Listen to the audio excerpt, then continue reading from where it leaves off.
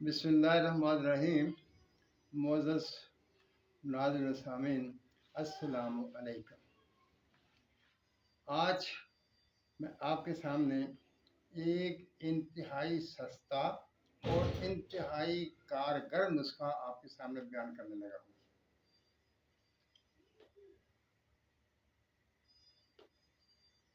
नुस्खा आसान सा है, लेकिन खुराकी है। आप इसे कीमिया के लिए इस्तेमाल कर सकते हैं, लेकिन मैं खुराकी के नुस्खे के तौर पर आपके सामने इसको बयान करूँगा। फटकड़ी बिला फ्लावट कैमुन्नार, यानी फटकड़ी जो है वो बगैर फूले हुए उसे कैमुन्नार करना। मैं ये नुस्खा जो आपके सामने बयान कर रहा हूँ, ये इत्तेफाकन मेरे हाथ लगा था। इस पर ट्राई की गई, इसके और तरीके इख्तियार किए गए जिससे तैयार हो सके, लेकिन ये एक ही तरीके से तैयार होता है और किसी दूसरे तरीके से तैयार नहीं होता है। यानी अगर आपने फटकड़ी बिला फ्लावर कैमुन्नार करनी है तो आप ऐसा करेंगे कि आप जिस कदर आप फटकड़ी कायम करना चाहते हैं वो मिकदार ले लें। और एक दरख्त तो आपने सुना होगा जिसे करीर कहते हैं, करी भी कहते हैं, करीर भी कहते हैं। वो करीर जिसको वो छोटे छोटे से गोल गोल से फल लगते हैं जिनका अचार बनाया जाता है, वो बरीक बरीक दानों से भरे हुए होते हैं, लेकिन जब वो पक जाते हैं तो वो सुर्ख हो जाते हैं और बड़े मीठे होते हैं। वही करी आपने उस करी की जड़ का छिलका लेना है। यानी ना तो ये इस करी के पानी से बनेगी, ना वो जो फलों का रस होता है उससे बनेगी। ये सिर्फ और सिर्फ करी की जड़ के ताज़ा छिलके से बनेगी। आपने ऐसा करना है कि फटकड़ी को आपने खरल में डाल लेना है, या वो पत्थर वाली जिसे कुंडी कहते हैं वो ले लें, और वो कुंडी डंडा ले लें, उसके साथ फटकड़ी को बारीक कर लें और उसमें थोड़ा थोड़ा सा छिलका, करी की जड़ का छिलका थोड़ा थोड़ा सा डालते जाएंगे और उसे कूटते जाएंगे। चंद मिनटों में जब वो फटकड़ी जो आपने पीसी थी वो एक दफ़ा नरम हो जाएगी, गीली हो जाएगी, उसे आपने खरल करते हुए खुश्क कर देना है। तो आपकी बिला फ्लावट फटकड़ी कैमुन्नार हो जाएगी, वो दोबारा आग पर नहीं फूलेगी। कितना आसान उसका, यानी चंद मिनटों में फटकड़ी बिला फ्लावर कैमुन्नार हो जाएगी। अब आइए इसका वज़न, यानी कितनी वो जड़ का छिलका डाला जाएगा, कितनी फटकड़ी हुई, इसका कोई ख़ास म्यार मुकर्रर नहीं।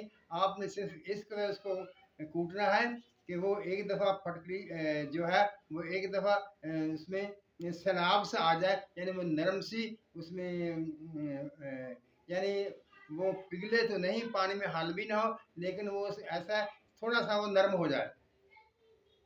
जब वो इस म्यार पर पहुंच जाएगी तो वो कैमुन्नार हो जाएगी। अब आइए, अगर आप इसको कीमिया की तरफ ले जाना चाहते हैं तो ये एक बेहतरीन दाब है। आप इसमें जो भी उपदाद कायम करना चाहेंगे वो कायम हो जाएगी। और भी बहुत से तरीके हुक्मा ने लिखे हैं इसके इस्तेमाल के, लेकिन सबसे सरल तरीका ये है कि इसमें गिरा भी पकाई जा सकती है और उपदातों को कायम भी किया जा सकता है। अब आइए इसका खुराकी इस्तेमाल के लिए। जैसा कि आप जानते हैं कि फटकड़ी हाबिस होती है, खुश्क होती है, लिहाजा ये लिकोरिया के लिए बहुत बेहतरीन है। जो और ये भी याद रखिए, जो दवाई लिकोरिया के लिए काम करती है वो टाइमिंग के लिए भी काम करती है। उससे काफ़ी टाइम में काफ़ी इजाफा हो जाता है, कुव्वत बढ़ जाती है और मादा मनविया जो है वो गाढ़ा हो जाता है। यानी ये एक बेहतरीन टॉनिक बन जाती है और जो इसको इस्तेमाल करेगा वो याद करेगा। अच्छा, अब रही ये बात कि इसकी मिकदार खुराक कितनी होगी। इसकी मिकदार खुराक एक रत्ती तक आप इस्तेमाल कर सकते हैं। अगर एक माशा आप इस्तेमाल करेंगे वो बहुत ज़्यादा मिकदार हो जाएगी, लेकिन उसके साथ घी ज़्यादा इस्तेमाल करना पड़ेगा, दूध ज़्यादा इस्तेमाल करना पड़ेगा। अगर आप उसको एक रत्ती तक इस्तेमाल करेंगे तो वो खुराक की कमी बेशी भी बर्दाश्त कर जाएगी और उसका कोई भी साइड इफेक्ट ज़ाहिर नहीं होगा। लेकिन जब आप इसे बड़ी डोज 1 ग्राम के करीब इसका इस्तेमाल करेंगे तो फिर आपको इसके साथ मक्खन इस्तेमाल करना पड़ेगा, देसी घी इस्तेमाल करना पड़ेगा और दूध इस्तेमाल करना पड़ेगा। इसके अलावा अगर पेट का मसला हो, पेच लगे हुए हों, तो उस पर भी ये बड़ा अच्छे तरीके से काम करती है। उम्र के मुताबिक आप खुराक को, मिकदार खुराक को हल्का कम या ज़्यादा कर सकते हैं, लेकिन इसका कोई साइड इफ़ेक्ट नहीं है। हाँ, अलबत्ता अगर आप ज़रूरत से ज़्यादा मिकदार खुराक लेंगे तो इससे कब्ज़ हो सकती है।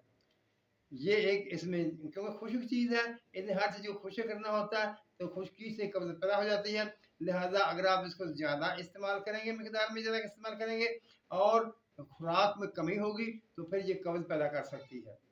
मोअज़्ज़ज़ नाज़रीन सामीन, ये चंद मिनटों में बनने वाला बेहतरीन नुस्खा है और अपने काम के लिहाज से बेहतरीन काम करने वाला नुस्खा है।